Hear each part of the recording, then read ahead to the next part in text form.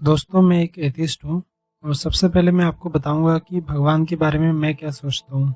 मुझे लगता है कि गॉड एग्जिस्ट नहीं करते हैं और हाइपोथेटिकली मान लेते हैं कि गॉड है या कभी थे, तो हम इंसान उनके बारे में कुछ भी नहीं जानते। यानी कि जितने भी गॉड को आज तक इंसानों ने माना है, कम से कम वो तो गॉड नहीं है।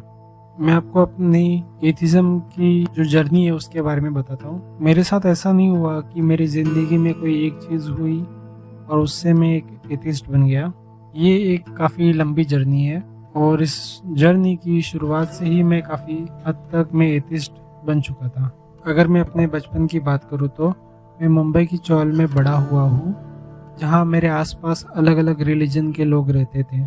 तो उससे मुझे अलग अलग गॉड के बारे में पता चला और उससे एक सवाल भी आया मेरे दिमाग में कि किसका गॉड सही है और किसका गलत। वैसे मेरा जन्म एक हिंदू फैमिली में हुआ है और जनरली हिंदू फैमिली आपको पता होगा कि इतनी स्ट्रिक्ट नहीं होती है टूवर्ड्स रिलीजन। फिर मुझे हेवन और हेल के बारे में पता चला और उस पे भी मुझे काफी शक हुआ। मैं अपने बचपन में काफी अच्छा बच्चा था, काफी ओबीडियंट, सेल्फलेस और दूसरों की काफी हेल्प भी करता था। और फिर भी मेरे साथ जब गलत होता था तो उस पे भी मुझे भगवान पे शक होता था कि ऐसा क्यों हो रहा है मेरे साथ। और फिर बचपन में जब न्यूज़ भी देखता था और उसमें जब क्राइम्स के बारे में पता चलता था, जैसे कि मर्डर और रेप, खासकर जब छोटे बच्चों के साथ होता था, तो मैं सोचता था कि अगर भगवान है तो इनके साथ गलत क्यों हुआ, उन बच्चों की क्या गलती थी। और 9th क्लास आने तक मैं भगवान को मानना छोड़ दिया था। फिर जब मैं कॉलेज में आया तो मुझे एथिस्ट और एथिज्म का पता चला और उससे ये भी पता चला कि और भी काफी लोग हैं दुनिया में जो